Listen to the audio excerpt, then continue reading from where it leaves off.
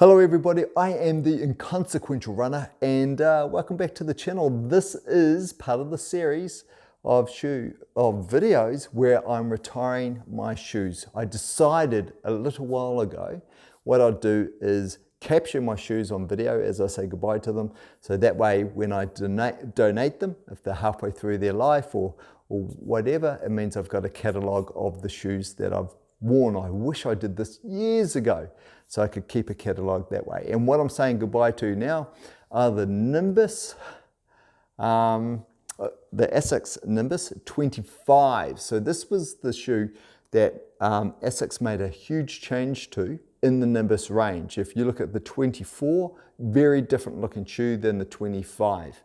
Especially when it comes to the midsole and the changes in the midsole. And Asics really focused on, well, they called this the most comfortable shoe there was, and they focused on doing that. And those of you that have had this shoe, you'll know all about the very stretchy tongue, which I absolutely love.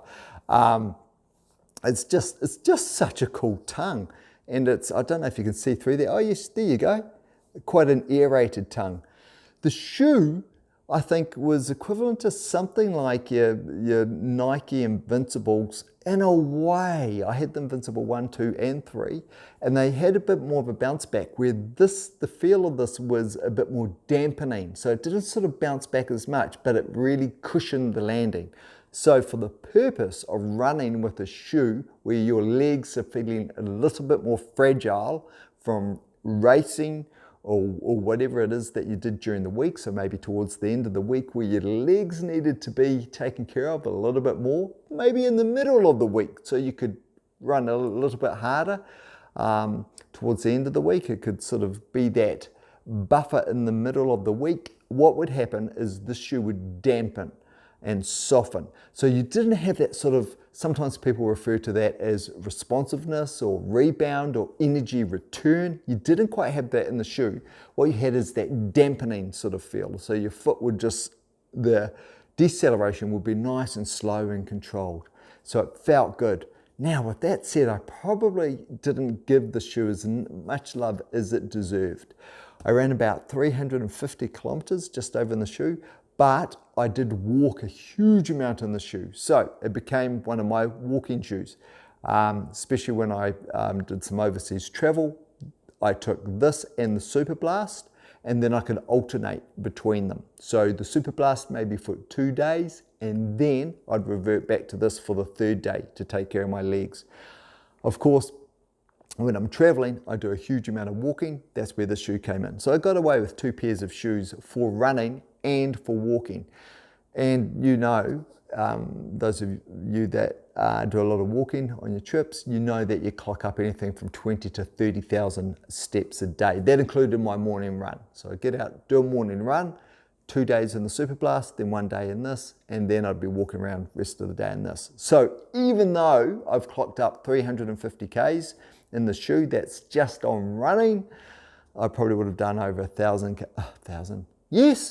Yes, probably, including all the walks. Oh, no, that's probably over the top, maybe closer to 800. But anyway, it doesn't matter. Who knows? I didn't log them, didn't log the walks, but I did a huge amount of walking in the shoe. Now, has there been any changes over time?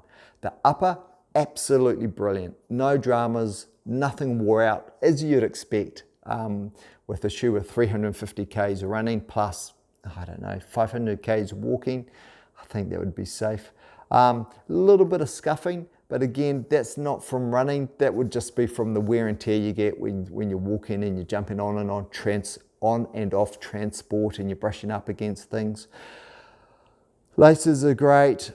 Just those wear patches that you get, again, if you're doing a lot of traveling with shoes, no dramas. But where I have noticed a big change actually is in the outsole. What was rubbery and sticky has now hardened up. So it is much harder, and it's just got that sort of, you know, that plastic that's all nice and soft at the start and starts to get hard and brittle. It's not hard and brittle, but it's definitely on the journey of doing that. Perfect, your rubber band. you know those rubber bands that you get, and if you leave it out in the sun for a period of time and it darkens up, and when you like pull it, you start to see a little few cracks and stuff around it. That's what it feels like this outsole is doing. Is it still grippy? Yes. Am I going to use this shoe for running? No, because I'll tell you what, the Nova Blast 5, which if you saw my previous video, I've just had this colorway's just been released. The Nova Blast 5, I'm finding takes care of my easy runs as well, which is why it's easy for me to say goodbye to the Nimbus 25 and recently also, I think maybe a couple of months ago now, the Nike Invincible 3. So Nimbus, great shoe. I'm still going to hold on to it, retiring it from running. I might do the odd easy run in it, but it's not worth logging. And it's just going to be a walking shoe from here on in, and a gym shoe, take it to the gym, and all of that good stuff. Now, the interesting thing is, I haven't thought about getting the Nimbus 26 or 27. So am I done with the Nimbus range? No, I'm not. But yeah, I'm doing over 80% of all of my runs now in the Super Blast 2 and the Nova Blast 5. They're covering me for pretty much everything, including the slow easy runs, which is what I do in the Nova Blast 5, not the Super Blast, because the foam's just softer in the Nova Blast 5. And that's it. Thank you, Nimbus 25. Good shoe. Take care of yourself.